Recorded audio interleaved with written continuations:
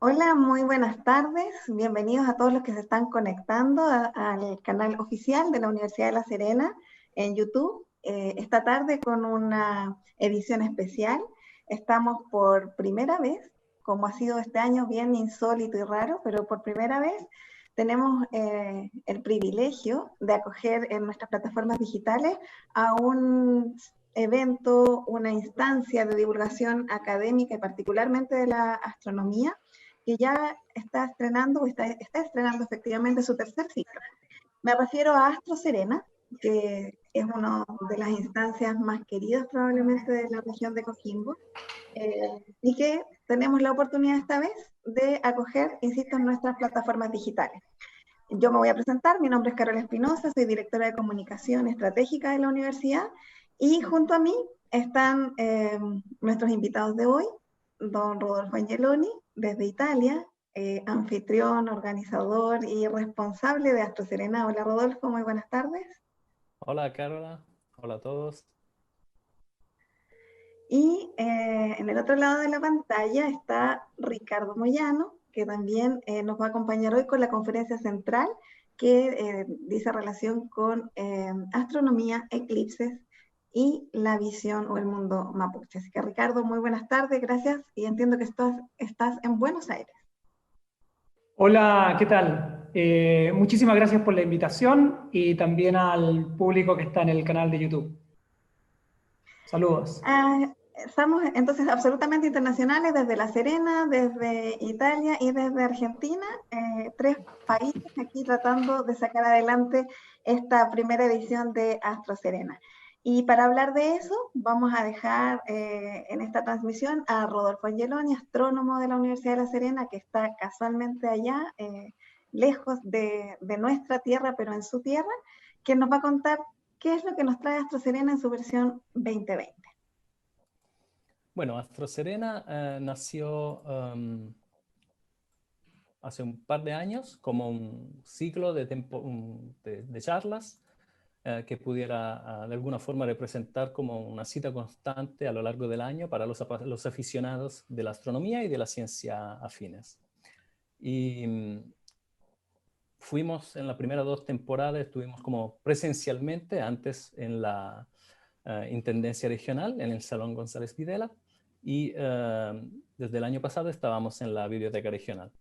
Teníamos como una charla regularmente cada mes, y después vino antes el estallido social y ahora la pandemia, así que nos reorganizamos de alguna forma y como justamente mencionabas, traímos Astro Serena online.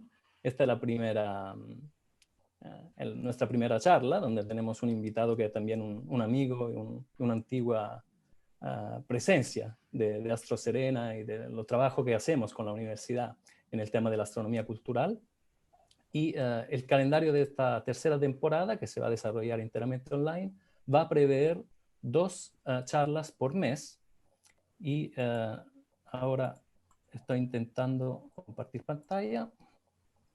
Y la idea es mostrarle justamente, sí, voilà. La idea es justamente mostrarle el calendario que se viene. Vamos a tener como una variedad de tópicos para de alguna forma satisfacer a todos los gustos. Y habrá charlas tanto de astronomía cultural, historia y filosofía de la ciencia, sino también de astrofísicas en el sentido más clásico del término, con charlas de cosmología o galaxia o estrellas, y también por lo menos 2 charlas que nos hablarán de los grandes desafíos que la modernidad está trayendo en la ciencia de datos y cómo esta se refleja también y cómo va a cambiar el trabajo, diría, cotidiano que se hace en astronomía. Así que como un panorama bien variado y no podemos que seguir invitándolo para que estén presentes en todas nuestras futuras ocasiones. Perfecto, entonces son 9 charlas, vamos a repetir las fechas, 15 de mayo, 22 de mayo, me sacaste la pantalla, así que la ¿Perdón? memoria me va a fallar, pero 15 y 22 de mayo, la del 15 es ahora, estamos a poquitos minutos ya de comenzarla, 22 de mayo con Rodolfo Barbá, Inteligencia Artificial, vamos a insistirle a la audiencia que se está conectando y que ya la vamos a saludar, que estamos probando este horario, ¿cierto? Porque en años anteriores Astro Serena era igual los días viernes, presencial, pero más tardecito, a la hora en que salíamos de los trabajos y terminábamos la semana, y estamos probando este nuevo horario en el formato digital, y de acuerdo a lo que ustedes nos vayan comentando también en redes sociales y en los correos electrónicos, vamos a ir tomando decisiones para ver si nos mantenemos los días viernes a esta hora o si buscamos algún espacio que resulte más cómodo para nuestra audiencia. Lo que busca la Universidad de La Serena, por supuesto, es compartir el conocimiento que pueda mejorar la vida y por lo tanto buscamos audiencias. Así que las vamos a saludar, les voy a pedir que a través del chat del canal oficial de Universidad de La Serena en YouTube nos puedan decir quiénes son, dónde están, desde dónde nos están viendo. Yo esperaría tener gente desde España, desde Argentina, tal vez en Perú, algunos amigos, a ver si toda la red de contactos de Ricardo, de Rodolfo, mía, está ahí acompañándonos en esta primera edición. Aquí, por ejemplo, ya sabemos que Claudia González está saludando, el Núcleo de Astronomía de la Universidad Diego Portales también nos está mandando saludos. Cristian Jacob, saludos desde Puerto Madryn, Ricardo y Ángelo, me imagino que ahí lo conocen ustedes. Ricardo Andrés Pastel, saludos desde La Serena como estudiante interesado en este tema en particular. Esos son algunos de los saludos de las primeras personas que se están conectando. Y bueno, esperamos que disfruten la charla de hoy. Sin más preámbulos, vamos a volver luego a las preguntas de la audiencia, pero quiero darle la palabra nuevamente a Rodolfo porque vamos a introducir ya el tema, ¿cierto? El año pasado, en la región de Coquimbo, ¿cierto? Fuimos la capital mundial del eclipse, y por lo tanto el tema de los eclipses no es ajeno a nosotros. Estamos ya un poquito más documentados, ¿cierto?, respecto de cómo es, cómo se vive, lo que pasa, etcétera. Y para muchos de nosotros, yo incluida, fue una experiencia absolutamente inolvidable. Pero la idea es ponerle ciencia, ¿cierto?, a esta experiencia. Así que, Rodolfo, a ver si nos cuentas cómo es que son los eclipses, porque este año tenemos nuevamente uno en nuestro país que se va a avistar en el sur de Chile con mayor claridad, desde donde yo además soy. Mi tierra es la Araucanía. Perfecto. Justamente tuvimos la suerte, la gran suerte de tener visible desde Chile 2 eclipses a distancia de poco más de un año una de la otra, ¿no? Tuvimos esta experiencia fantástica en donde el clima, ¿no?, fue espectacular, nos ayudó el 2 de julio en La Serena, casi en contra de todos los pronósticos, ¿no?, que se sacaban estadísticas diciendo, no, vamos a tener el 80% de nubes, no vamos a ver nada, con toda la locura de la gente que iba desplazándose a todo lado para encontrar su lugarcito en la franja de totalidad. Y ahora, el 14 de diciembre del 2020, vamos a tener esta segunda eclipse total de sol, visible desde el sur de la Araucanía, que, si no me acuerdo mal, el momento de la totalidad va a ser alrededor del mediodía, entonces con una posición del sol mucho más alta sobre el horizonte. Y una primera invitación que ya se puede hacer es fijarse en cómo aparecerá de alguna forma diferente el cielo, porque estando el sol más alto, obviamente cambiarán las condiciones de iluminación. Y lo que yo sigo diciendo, y casi nada que ver con el hecho de la astronomía, sino como experiencia que representan los eclipses, para quien no ha aún tenido la suerte de presenciar directamente, de vivir directamente un eclipse de sol, le puedo garantizar que no hay foto, no hay cuento, no hay mínimamente vídeo que puedan dar cuenta de ese conjunto único de sensaciones que se viven en esos pocos instantes de la totalidad. Así que la invitación es que, obviamente, esperando que esta pandemia, como para esa fecha, se haya ya como ido de alguna forma, como invitarlo a ver el eclipse, moverse lo más cerca posible adentro de la franja de la totalidad, y disfrutar de estos fenómenos de la naturaleza que son tanto únicos y maravillosos, cuanto tienen una historia que, y el tema de la charla de Ricardo de hoy, van hasta más allá de la ciencia o de la astronomía, porque justamente llevan un conjunto también de tradiciones, de culturas, de significados sociales, antropológicos, y acá Ricardo el experto, que de verdad como vale la pena tener un panorama holístico de los eclipses. Es verdad que nada supera la experiencia. Yo tuve la oportunidad, llegué justo a la región de Coquimbo el año pasado, en marzo, y tuve que aprender de la locura, ¿no? De lo que significaba que venía este eclipse. Ahí nos conocimos, por cierto, Rodolfo, y con todo el equipo de astronomía y de física de la Universidad de La Serena. Y bueno, tratamos, ¿cierto?, de acompañar a nuestra comunidad con contenido, con conocimiento divulgativo que les permitiera prepararse de la mejor manera para ver este eclipse. Yo creo que algo lo logramos, pero efectivamente la sensación de que esto se apaga y se reinicia, ¿cierto?, creo que es muy única y particular. Pero a pesar de que eso no hay que perdérselo, los vamos a invitar a ver un video que propusimos el año pasado con otro de nuestros académicos, el doctor Guillermo Damke, quien nos explicó de manera bien educativa, bien cercana, de qué manera ocurre un eclipse de sol. Vamos a ver si Carlos Pedrero, nuestro director, nos pone el video en pantalla. Hola, este 2 de julio tendremos un eclipse solar total en la región de Coquimbo. ¿Te has preguntado qué es un eclipse y cómo se produce? En esta cápsula te lo explicaré en 4 simples pasos. Los eclipses son fenómenos astronómicos en los que participan 3 cuerpos de nuestro sistema solar: el Sol, la Luna y la Tierra. Recordemos que esta representación no está a escala, pero cuando estos cuerpos se alinean, se produce un eclipse. Existen 2 tipos principales de eclipses según cómo se configuran estos cuerpos en el espacio: los eclipses solares y los eclipses lunares. Los eclipses lunares se producen cuando se alinean el Sol, la Tierra y la Luna. En un eclipse total lunar, este ingresa en el cono de sombra de la Tierra. Podemos ver que aún hay luz solar que pasa por la atmósfera terrestre, se enrojece y alcanza la Luna, dándole el aspecto que habitualmente se conoce como luna de sangre.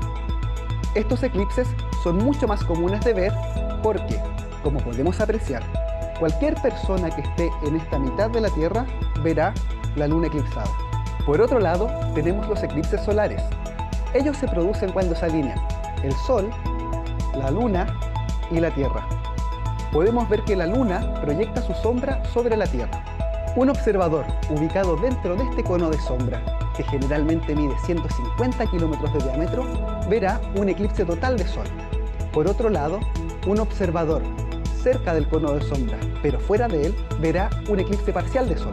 Como puedes ver, la sombra de la Luna cubre una pequeña región en la superficie del planeta. Es por ello que los eclipses totales de Sol son menos comunes de ver. Espero que esto te ayude a entender mejor el fenómeno de los eclipses. ¡Hasta la próxima!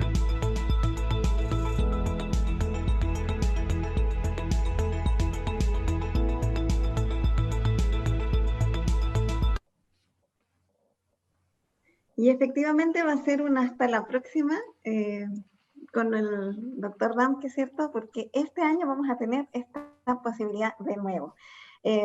Quiero, solo para que nuestra audiencia sepa que estamos en absoluto vivo y directo, agradecerle los saludos, son muchos. Doctora Angeloni, para su tranquilidad, estamos muy, pero muy por sobre la línea que habíamos pensado. Así es que tenemos que celebrar, tenemos más de 170 y algo espectadores en este minuto. Así es que les agradezco a ellos y por supuesto a ustedes que han hecho un esfuerzo de difusión y también al equipo de comunicaciones de la universidad. Entonces vamos a satisfacer las expectativas de nuestras casi 200 espectadores y vamos con la primera parte de esta conferencia que está a cargo de Rodolfo para explicarnos entonces sobre los eclipses. Bueno, voy a compartir pantalla. Deberíamos, ya deberían estar viendo, ¿no?, la pantalla con esta presentación. Bueno, aprovecho para dar un saludo a toda la gente que nos está viendo y ojalá el mismo Guillermo, amigo y colega del departamento, ¿no?, que se prestó virtualmente también este año para explicarnos qué son las eclipses desde una perspectiva, ¿no?, como astronómica, científica. Alguien una vez dijo, de forma muy, muy brillante, encuentro yo, que la ciencia es un poco como la comedia, ¿no? a menudo nos obliga a mirar el mundo que damos cotidianamente por garantizado desde una perspectiva nueva, diferente y casi, ¿no?, como desafiante a veces. Ahora, es un poco la invitación que le queremos hacer esta tarde. Mirar como fenómenos y cuestiones a los cuales aparentemente estamos acostumbrados desde una perspectiva como un poco nueva. Ahora, yo creo que la mayoría de nosotros nunca ha tenido la duda, y ojalá menos el miedo o el terror, de que el sol, después de desaparecer hacia el océano, al oeste, todas las noches, todos los atardeceres, no vuelva después a surgir al día siguiente desde la cordillera, ¿cierto? Pero lo que le pido es como hacer el esfuerzo, que no es para nada fácil, lo reconozco, de por un momento olvidar todo lo que queremos saber sobre la estructura, por así decirlo, y la organización del mundo físico, para hacer una pregunta aparentemente muy ingenua, ¿no? ¿Dónde va el sol a la noche? Para todas las civilizaciones preclásicas, podemos decir, incluir egipcios, babilonios, los cuales pensaban en una tierra plana y por las cuales entonces arriba y abajo eran direcciones absolutas, no era para nada obvio que el sol, símbolo por antonomasia, ¿no?, de luz y de vida, pudiera de alguna forma refugiarse en el reino de la oscuridad y de la muerte, ¿no?, en la noche. Como también era impensable que bajo de nuestros pies, si miramos abajo, al otro lado de la tierra, haya nuevamente el cielo, nuestro mismo cielo, ¿ya? Ahora, la respuesta a esta aparentemente simple, pero fundamental pregunta, ¿dónde va el sol a la noche?, la ofrecía tradicionalmente la mitología propia de cada civilización, ¿no? Por ejemplo, para los antiguos egipcios, cada noche el dios del sol, Ra, se subía a un bote cubierto de un mantel de serpiente para que no escapara su luz, y era acompañado desde el oeste, donde se había recién puesto, hacia el este, para poder reaparecer en extrema puntualidad la mañana siguiente. Vemos que en estos tiempos la mitología básicamente ofrece, se plantea como una llave de interpretación del mundo físico, ofreciendo quizá una primera respuesta a lo que han sido y son todavía las grandes preguntas, ¿no?, de la humanidad, el origen del todo, de dónde venimos. Ahora, en esta visión mitológica, que con las diferencias propias de cada civilización es típica de esta fase, podríamos decir, la precientífica, encontramos un primer salto cualitativo desde la mitología hacia, por así decirlo, la ciencia, en la Grecia del sexto siglo antes de Cristo, más o menos, con las obras de los primeros filósofos de la naturaleza.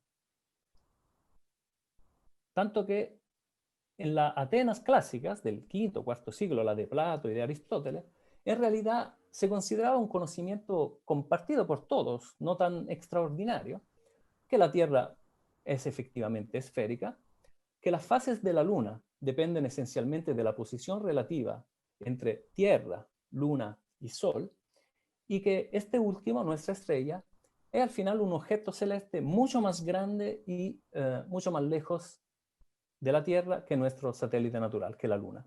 Este era un conocimiento que se daba ya por garantizado, en contra de la mitología a la cual creemos nosotros hoy en día que la esfericidad de la Tierra haya sido, por ejemplo, descubierta por Cristóbal Colón, ¿no?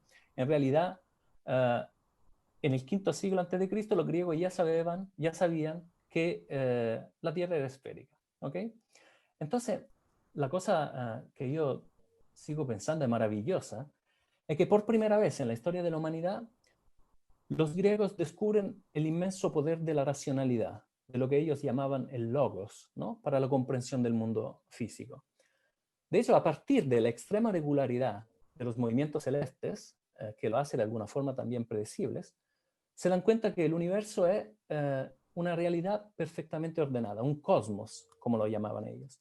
Y fíjense que este descubrimiento, realizar, entender estas cosas, es increíble porque no estaba escrito por ningún lado que el universo tenía que ser ordenado, ¿no?, y representable con leyes matemáticas. Sin embargo, había una categoría de fenómenos naturales que en un principio parecía de alguna forma revelarse, ¿no? A ser pronosticados, se escapaban un poco de esta regularidad.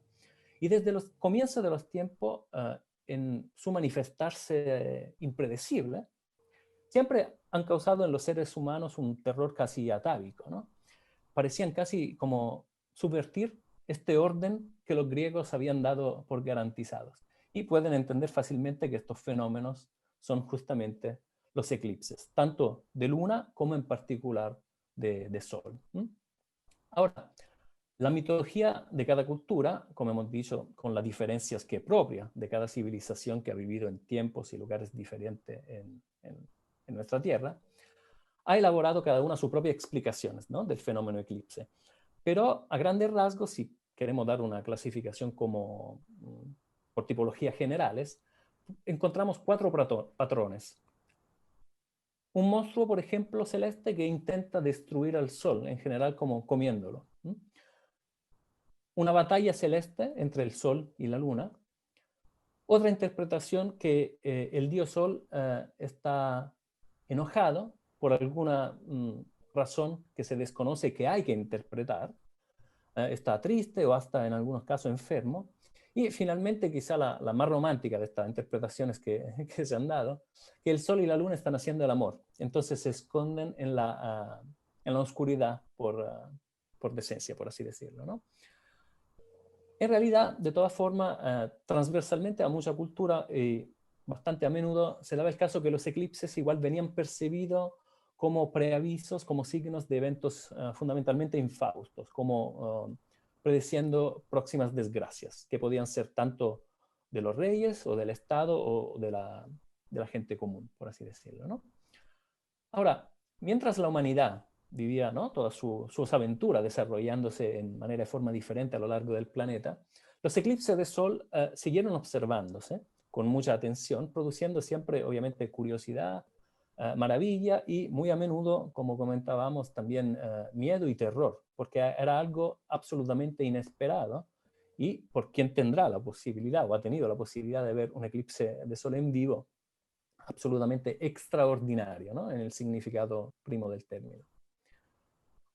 Hasta que, con el rápido desarrollo de la ciencia moderna, a partir del siglo XVII, con la teoría de la gravitación universal de Newton, los astrónomos empezaron a poder predecir eclipses solares con mucha mayor precisión. Predecir, quiero decir, individuar, saber adelantar el momento, el tiempo y el lugar exacto en donde se iba a producir un eclipse total de sol, que como recordaba también Guillermo, esta franja de totalidad es muy limitada, ¿no? Como superficie. Entonces, eso había sido siempre un gran problema en la predicción de los eclipses, saber exactamente dónde se iba a producir esta franja de totalidad y en qué momento.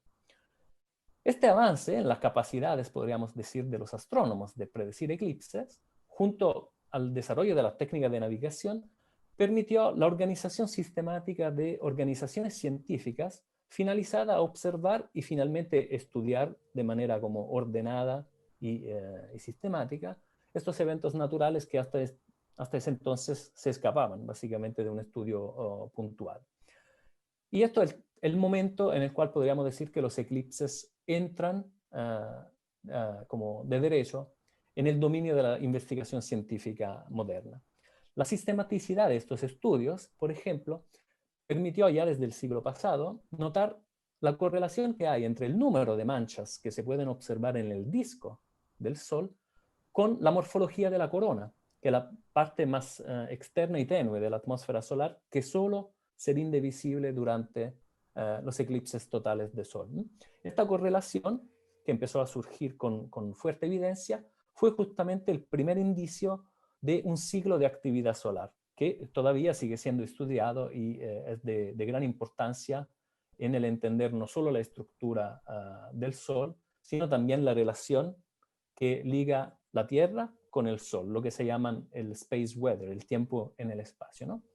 Ahora, rápidamente concluyendo, podríamos, quizá vale la pena recordar que entre los avances más significativos de esta época, relacionado con el estudio sistemático del eclipse, y que siempre, como ocurre en la ciencia también hoy en día, son esencialmente ligados al desarrollo, por un lado, de una nueva tecnología de observación, y por el otro de una nueva capacidad y técnica de almacenamiento de datos, vale la pena quizá recordar el eclipse del 1851, en donde por primera vez se logró obtener una fotografía del Sol eclipsado. La técnica fotográfica había recién sido desarrollada, y piensen, especialmente como impactante si lo comparamos con nuestra capacidad, ¿no?, hoy en día, que la imagen que están viendo ahora en pantalla necesitó de una exposición de 90 segundos, 1 minuto y medio, para que pudiera efectivamente imprimir la placa fotográfica. Otro eclipse que igual es interesante y quedó marcado, el eclipse del 1868, que se vio desde India y parte del sureste asiático, durante el cual nuevamente se aplicó una nueva técnica, en este caso la espectroscopía, que permitió identificar por primera vez en el espectro del Sol un elemento nunca visto antes y que fue bautizado justamente helio, la palabra griega por Sol. Este elemento fue identificado en los laboratorios terrestres solo años más tarde, y hoy sabemos que en realidad, después del hidrógeno, es el elemento más abundante en el universo. Y finalmente, cómo no poder mencionar el eclipse de hace poco más de un siglo, del 1919, un eclipse total observada por una expedición inglesa liderada por el astrónomo Arthur Eddington, cuyo resultado básicamente fue comprobar por primera vez de forma experimental, con observaciones, la reciente teoría de la relatividad general de Einstein, ¿no? Entonces igual es curioso ver cómo tanto en el eclipse del 19 como en la anterior de Halley del 1715, un eclipse total de Sol es testimonio de un profundo cambio de paradigma en nuestra comprensión del cosmos y hasta en nuestra misma manera de relacionarnos de alguna forma con la realidad que nos rodea todos los días. Y bueno, después terminamos con obviamente el eclipse del año pasado, y vuelvo a enfatizar el mismo concepto que ya he expresado al principio y que ojalá pueda ser como una invitación para el eclipse que se viene. No hay cuento, no hay foto, no hay vídeo que pueda reproducir las sensaciones que se viven durante una fase de totalidad de un eclipse de Sol. Son esos momentos en los cuales uno efectivamente puede sentir bajo su piel, independientemente que sea un astrónomo, que sea un humanista, independientemente de su camino, se puede sentir bajo su piel ese escalofrío, ese mismo terror cósmico, por así decirlo, que probablemente el mismo que deben haber vivido nuestros ancestros, ¿no? Y que es finalmente lo que nos hace sentir vivos, capaces de poder apreciar este maravilloso universo que tenemos la suerte de habitar. Y permítame también decir, y el gusto y el privilegio de poder investigar como astrónomo, como científicos y como seres humanos, antes que todo. Así que muchas gracias, y daría de vuelta la palabra a Carola. Gracias, profesor Angeloni. Bueno, ha sido un interesante viaje para los que somos menos expertos, y me imagino que también para aquellos que son astrónomos. Siempre es interesante recordar o revisitar a lo mejor acontecimientos o datos, como por ejemplo el de 1851. Para mí es prácticamente impensable, inimaginable, que para esa fotografía, que fue la primera, hayas tenido que estar 1 minuto y medio de tiempo, digamos, para poder tener esa exposición. Pensar cuántas fotografías sacamos todos nosotros el día del eclipse y que circularon por todo el mundo. Así es que, bueno, muchas gracias, y bueno, es perfecto para introducir ahora a nuestro nuevo panelista de hoy, que es Ricardo Moyano. Aquí vamos a presentar sus credenciales académicas. Él es arqueólogo titulado de la Universidad de Chile, es magíster y doctor en arqueología de la Escuela Nacional de Antropología e Historia de México, postdoctorado del Instituto de Investigación Histórica de la Universidad Nacional Autónoma de México, miembro de la Sociedad Interamericana de Astronomía en la Cultura, SIAC, especialista en etno y arqueoastronomía andina, arqueología inca y astronomía colonial, y en los últimos años se ha dedicado, junto con la investigación, a la divulgación y la enseñanza de la astronomía intercultural. con Ricardo nos venimos conociendo hace muy poquitos días, pero tenemos ya algunas cosas en común. Ambos estuvimos por tierra de la Araucanía hace muy poco, así es que también sé que hay muchas personas que en este momento están en nuestro chat y que nos están viendo desde allá, motivados, ¿cierto?, por lo que va a pasar este año en ese lugar, y que le vamos a dar entonces a Ricardo la palabra para que nos pueda contar qué es lo que dice la ciencia en torno a esta vinculación o al significado que tiene el eclipse para la cultura mapuche.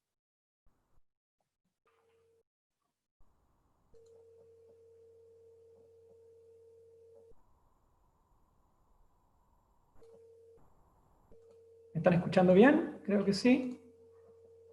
Estoy compartiendo pantalla, pero sí, creo que estamos ok. Perfecto. Perfecto, compartimos la pantalla.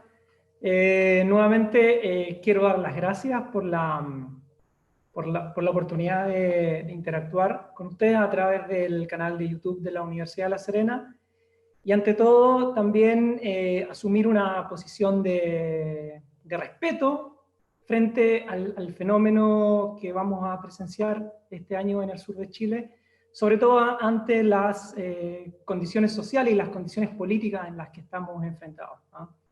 El COVID-19 nos tiene encerrados en la casa, el despertar social de Chile también estuvo presente durante todos estos meses, y creo que el eclipse puede ser una buena forma de poder unir, de poder entablar diálogos a partir de la interculturalidad, y también poder deleitarnos de la maravilla que nos ofrece el firmamento.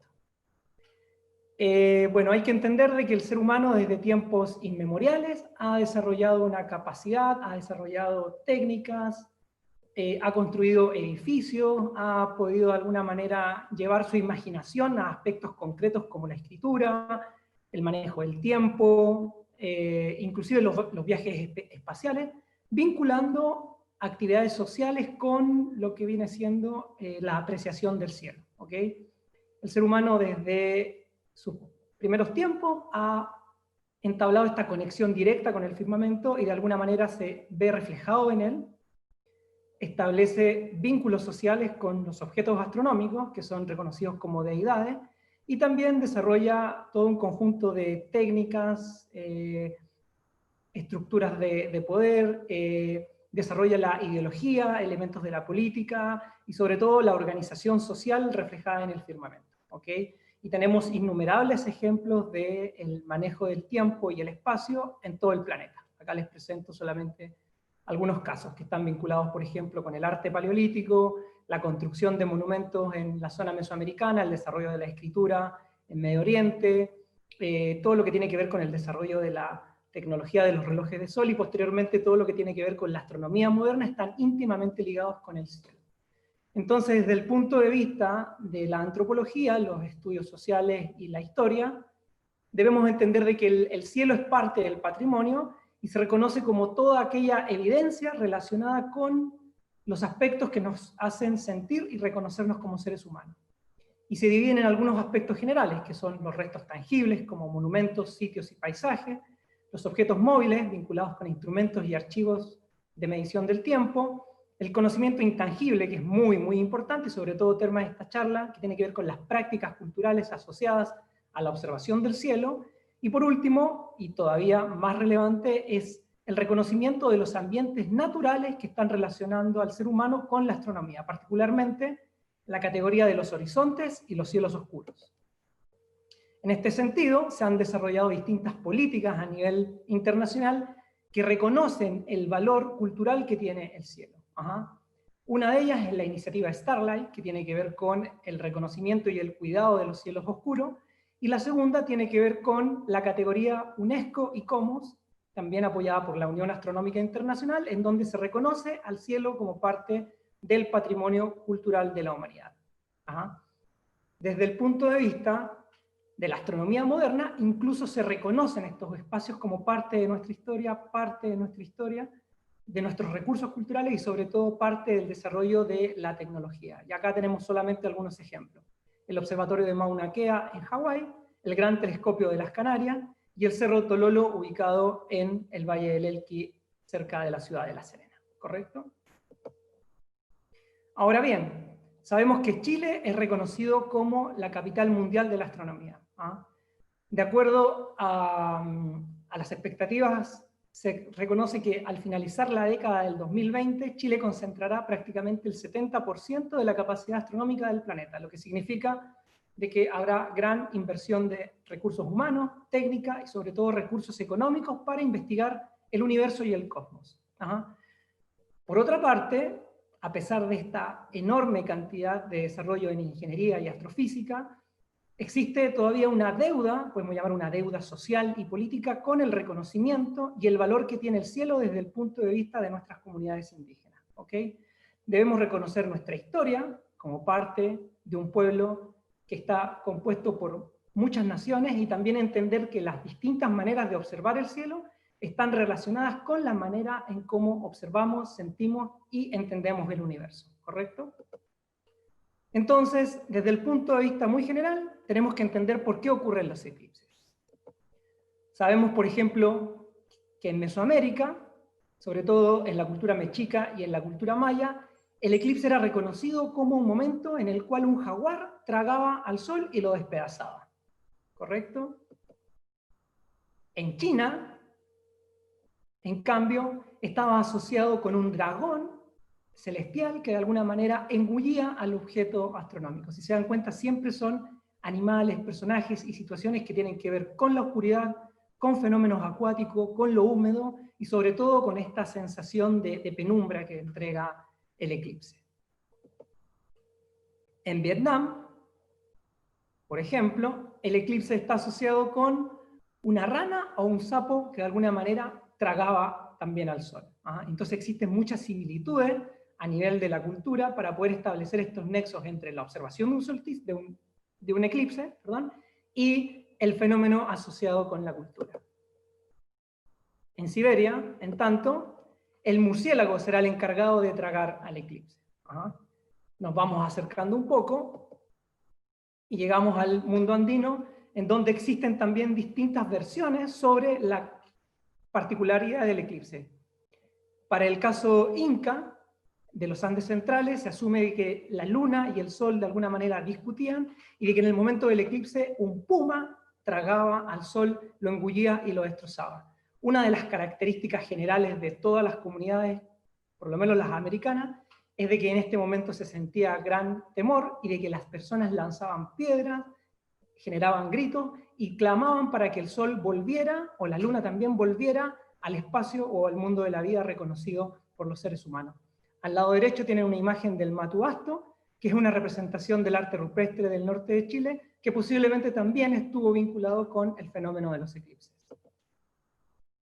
Ahora bien, como ya se dijo en el video, tendremos que entender de que un eclipse de sol ocurrirá en el momento en el que la luna atraviesa entre el camino que tenemos con el astro rey, y ocurrirá siempre en novilunio o luna nueva.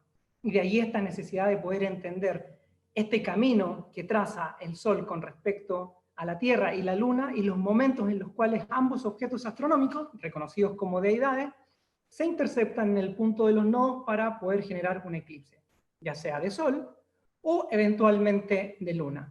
Y una de las características particulares, no solamente del mundo mapuche, sino de todas las culturas americanas, es el reconocimiento de las fases de la Luna, los nombres asignados a determinadas fases y la posibilidad que se tiene de poder seguir la posición de la luna en el horizonte o en el cielo en relación al sol y también el elemento asociado que son los eclipses. Para que ocurra un eclipse de luna debe estar siempre la luna en fase llena y para un eclipse de sol debemos tener a la luna en su fase nueva o novilunio.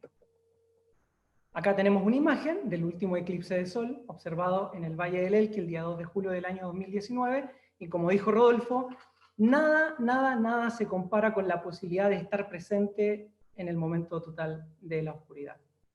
Cambia la temperatura, se sienten cambios a nivel de la percepción vinculados con los ruidos, el estado de ánimo de las personas, la respuesta que ofrecen algunos animales, y así podríamos enumerar un montón de elementos asociados con el fenómeno del eclipse.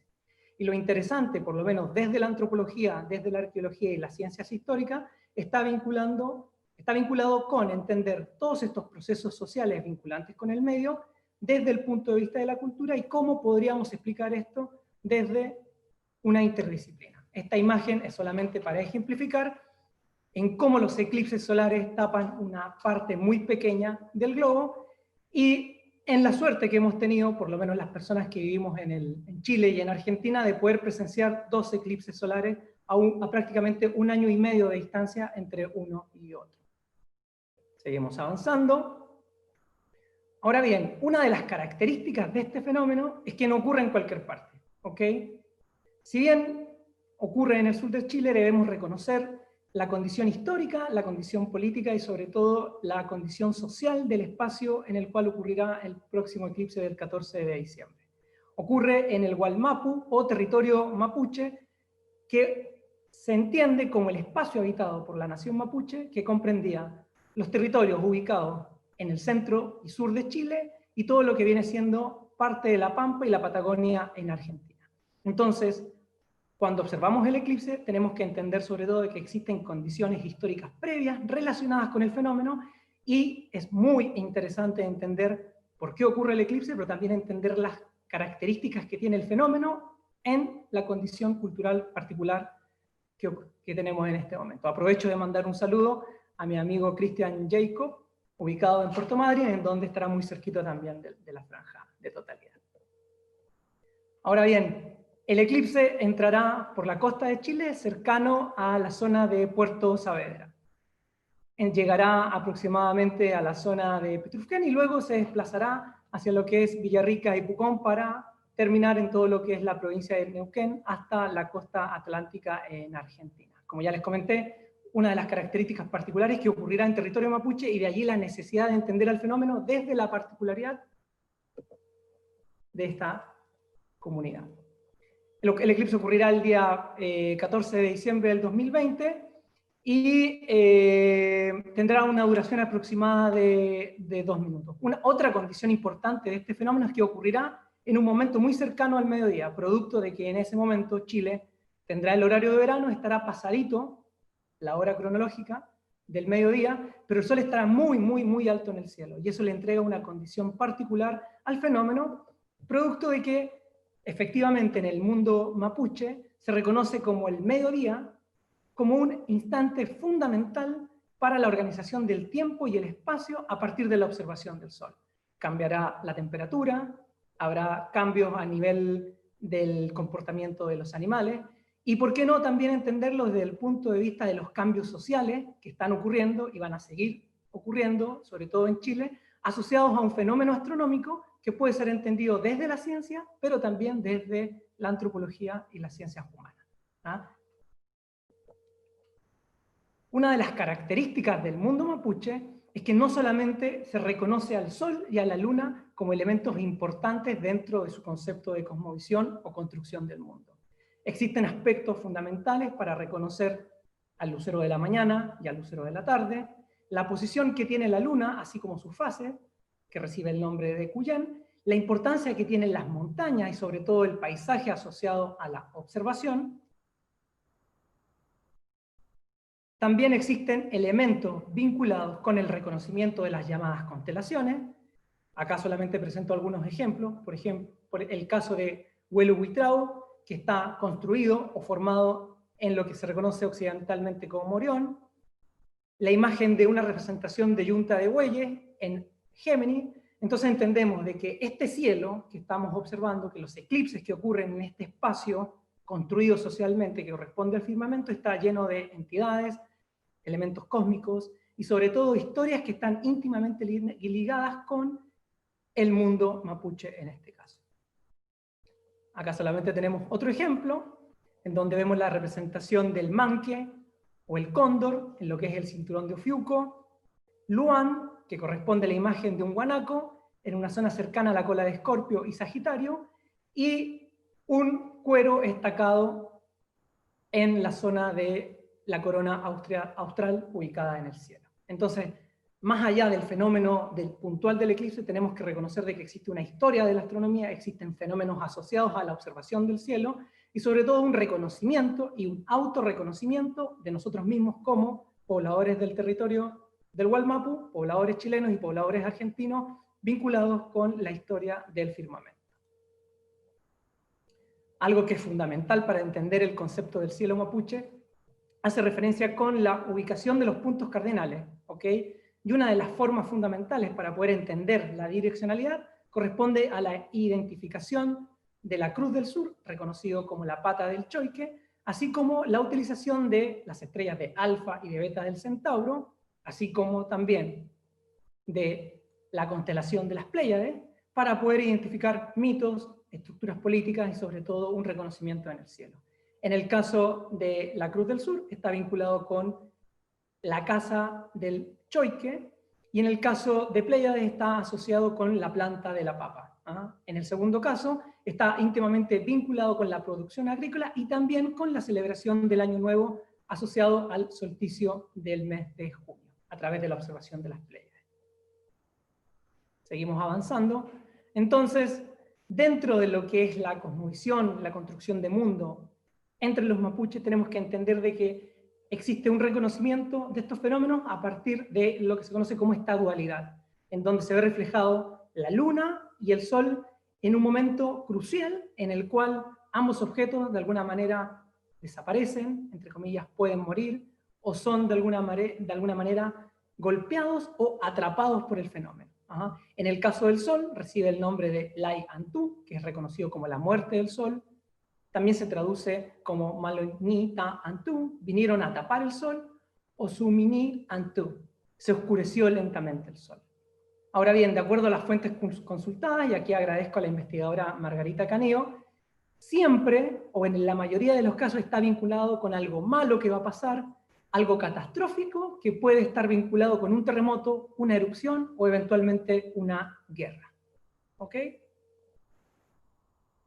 Entonces, otra traducción que recibe el fenómeno, de acuerdo a la comunicación personal recibida de Margarita Caneo, hace referencia a Sumiñalu Antu Piano, que básicamente se traduce como dicen que se oscurecerá el sol. ¿Y por qué hablo de dicen que se oscurecerá el sol? Porque dentro del mundo mapuche, y sobre todo también de las cosmovisiones americanas, es difícil hablar de un fenómeno que todavía no ha ocurrido. Si bien desde la ciencia occidental es posible anticiparse racionalmente el fenómeno, debemos entender de que dentro de las otras y distintas formas de interpretar el mundo necesitamos fenómenos concretos, casi palpables, que hagan relación con lo que estamos observando.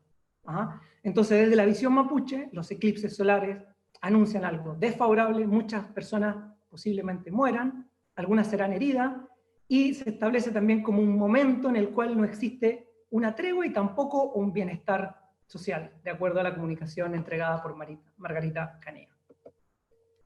De alguna manera, también podríamos vincular este fenómeno del eclipse con esta lucha cosmológica entre las fuerzas telúricas que vinculan las fuerzas del agua y las fuerzas de la tierra a través del mito de las serpientes Kaikai, Tren Tren, y por qué no establecer este vínculo entre el juego de la tierra y el mar y la tierra, a través de lo que también son los eclipses. Y Margarita Caneo, de hecho, entrega una cita súper importante en su texto del año 2014, en donde da cuenta de un eclipse de luna que ocurrió la madrugada del día 13 de marzo de 1960, que de alguna manera estuvo relacionado con el terremoto del día 22 de mayo del mismo año. ¿Okay? El eclipse antecede al terremoto y de alguna manera el terremoto se interpreta como el resultado de esta señal catastrófica y no favorable en el cielo. ¿Perfecto?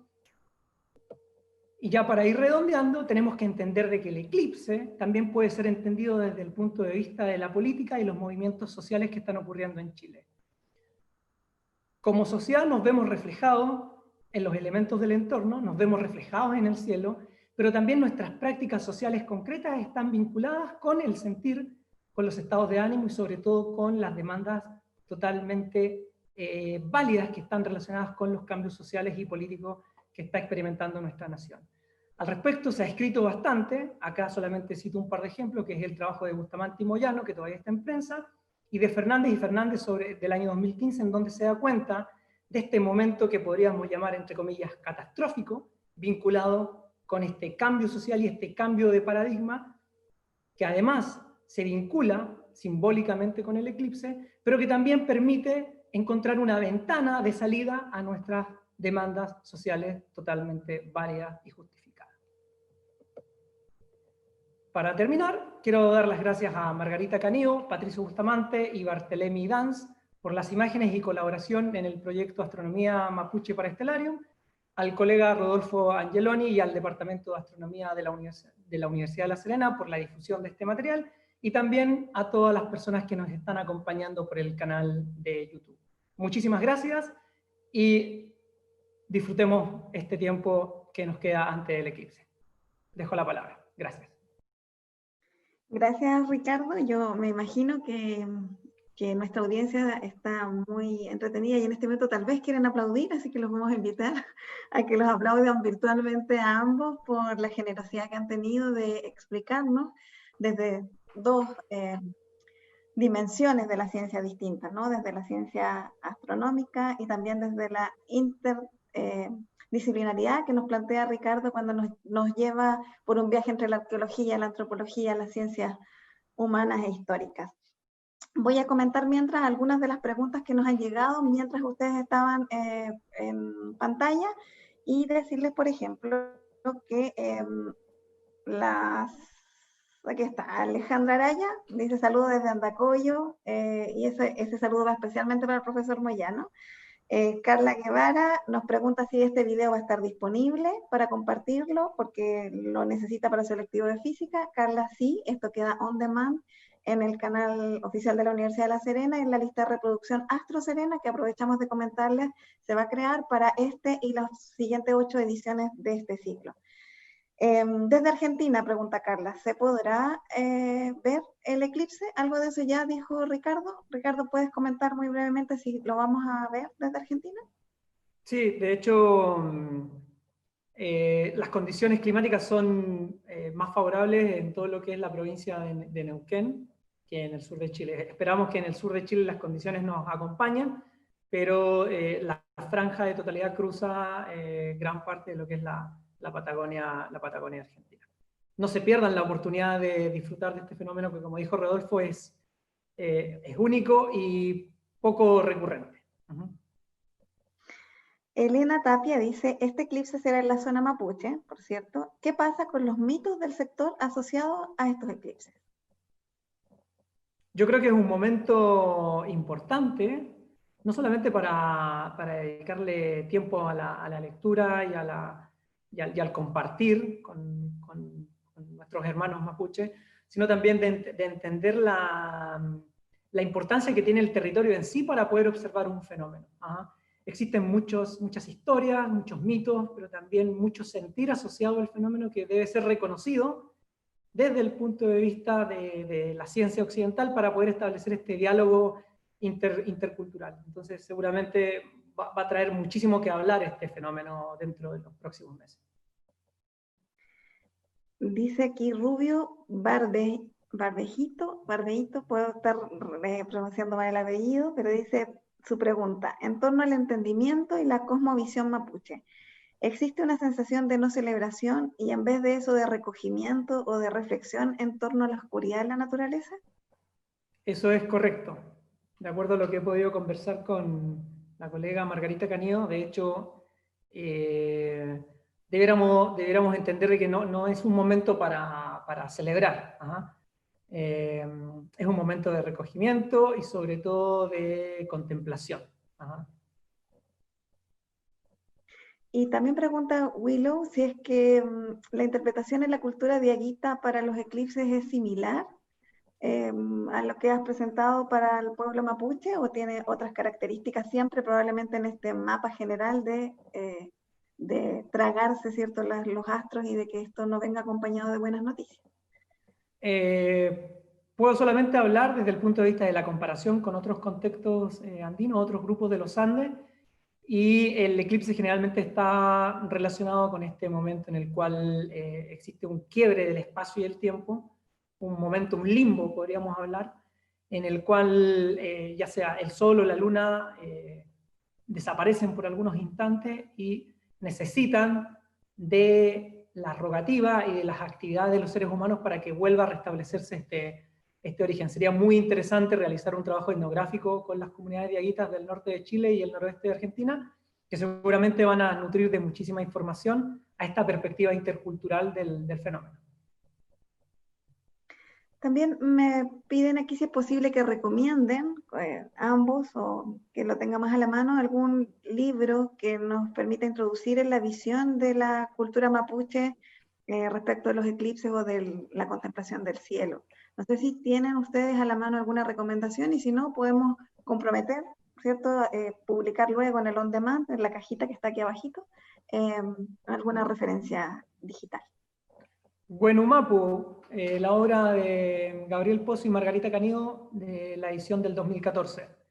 Creo que está disponible online, pero yo recomiendo de que adquieran el formato en papel. Es una excelente fuente de documentación y también creo que retrata de manera muy viva lo que es el sentir mapuche con respecto al cielo.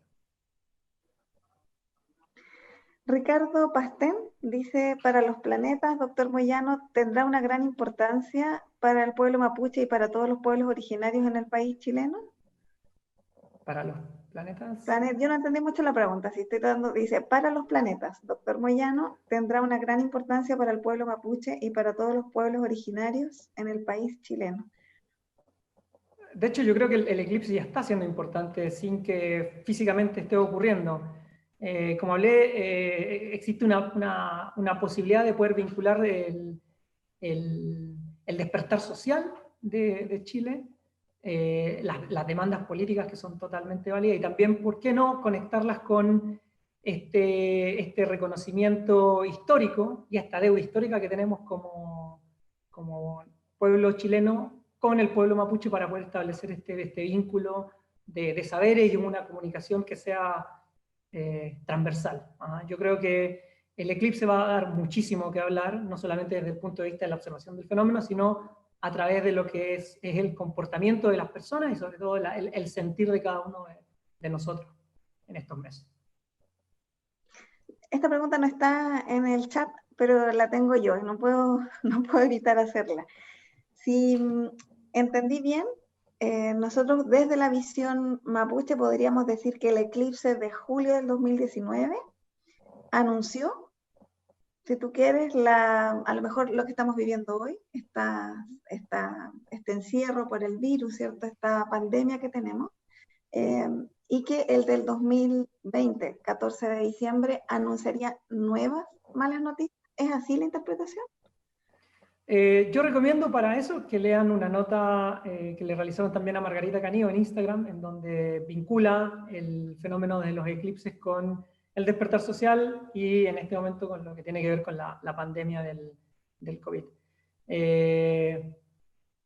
Posiblemente sí se interprete desde esta perspectiva, y creo que debe existir una actitud de respeto desde la perspectiva científica y desde la antropología, y por qué no también desde la astronomía, para poder integrar estos distintos saberes a lo que viene a ser la comprensión de un fenómeno que es mucho más global, que incluye el fenómeno del eclipse y los fenómenos sociales que están ocurriendo por lo menos en Chile.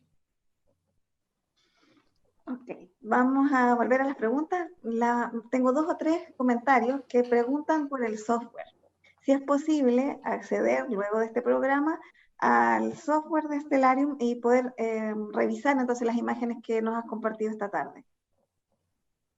Les comento que el desarrollo para Stellarium con respecto a las constelaciones mapuches corresponde a un proyecto independiente que estamos realizando con Margarita Canido, Patricio Bustamante y Barthelemy Danz, y en donde estamos de alguna manera tratando de llevar la obra de Pozo y Canido a formato Stellarium digital. En este momento las imágenes no están disponibles, pero esperamos que ya sea obteniendo el apoyo de alguna institución universitaria, a través de la adjudicación de algún fondo concursable, podamos llevar a cabo la finalización de este proyecto, que incluye también, ¿por qué no?, poder llevar la astronomía mapuche a las escuelas, a nuestros dispositivos móviles, o también, ¿por qué no?, a un formato de planetario, que vendría siendo un objetivo mayor, siempre en el marco de la interculturalidad.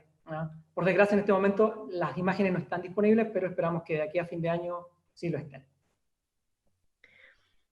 si Demetrio me Turati. permites, Carola, Perdón, un Rodolfo. comentario, mientras a la espera que ojalá ¿no? estas imágenes vengan implementadas en el software, quizá vale la pena recordar que Stellarium por sí solo es un software que ya se encuentra disponible de forma totalmente gratuita. Se puede bajar el web y está disponible por varios sistemas operativos, tanto Linux como Windows como Mac.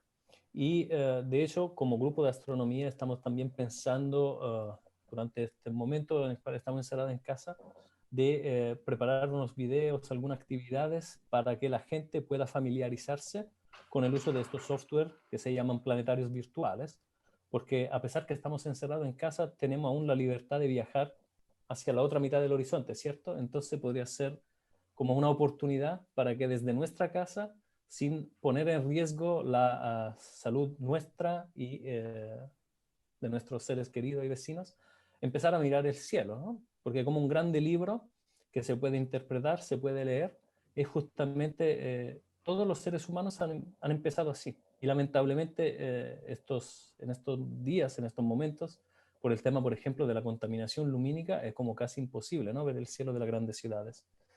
Y la contaminación lumínica también otro tema que vamos a enfrentar en Astro Serena. Así que estamos intentando como dar esta visión como a 360 grados.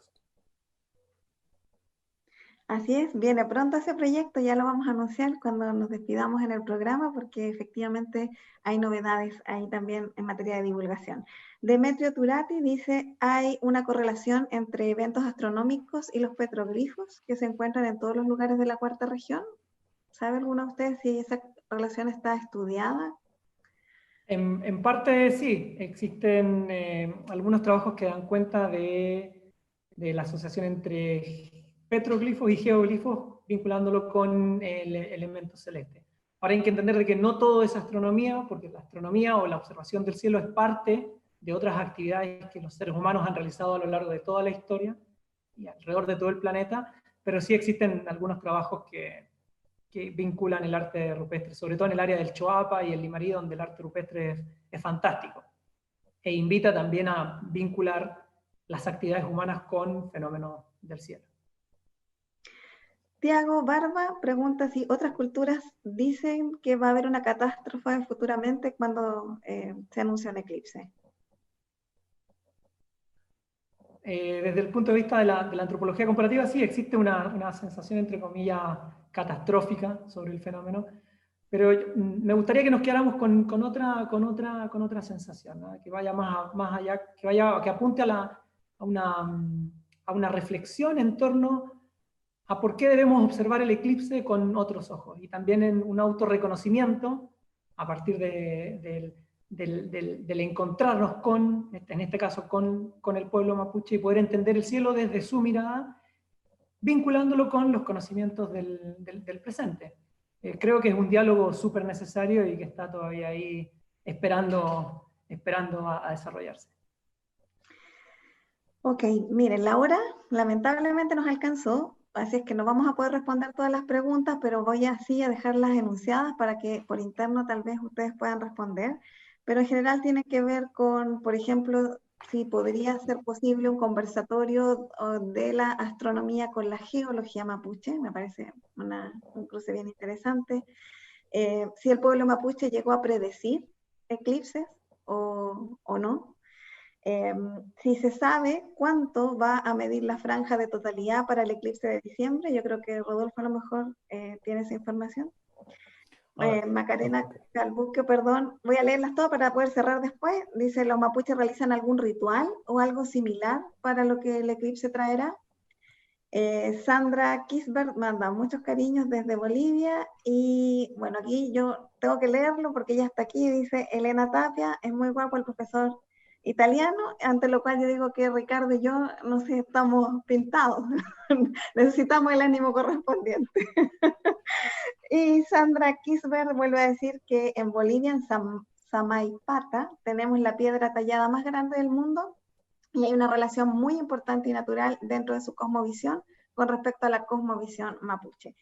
Es lo que alcanzo a leer porque ya son las 17:35. Les doy a cada uno de ustedes el pase de audio para que puedan cerrar, contestar tal vez algo de esto o poner unas ideas centrales. Rodolfo, partimos contigo.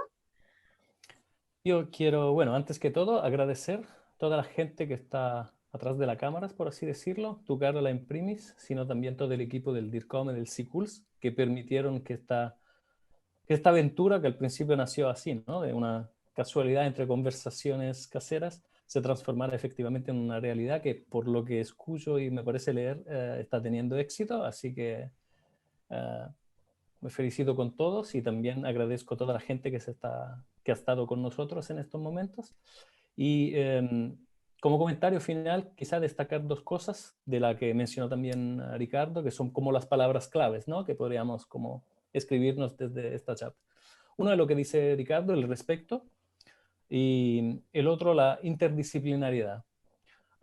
Todos los ámbitos del conocimiento que nosotros, por nuestras limitaciones, imaginamos divididos, ¿no? Y casi independientes, en realidad ganan, tienen como mayor aporte si mirado bajo una perspectiva holística en este sentido. Y yo, por ejemplo, soy partidario de que también en una carrera de astronomía, que tendencialmente se piensa como estrictamente y fríamente científica, incorporar elementos de astronomía cultural sería extremadamente importante. Así que hago como un llamado. Nosotros como astrónomos somos bastante soñadores, así que nos gusta soñar y espero que algún día se logrará tener esta visión total sobre una aventura humana que nos hace compañía desde los tiempos más antiguos y que ahora nos está llevando a esta, ¿no? Comprensión del universo que tiene que ser, como mostró Ricardo, ¿no? Multifaceta. Y quiero agradecer finalmente al mismo Ricardo. Nos conocimos en el 2013, creo yo, y desde ese año lo voy molestando todo el rato para intentar traer su experiencia, su increíble aporte adentro de lo que es mi mundo. Yo soy un astrónomo de formación clásica, por así decirlo, y siempre valoro todo lo que él me ha dado y nos da durante este tipo de eventos. Así que gracias a todos, gracias Ricardo. Ok, ya, para ir cerrando, antes que se me olvide la pregunta, ¿sí se realizan algún tipo de ceremonias o rogativas? Recibe el nombre de Guillatún.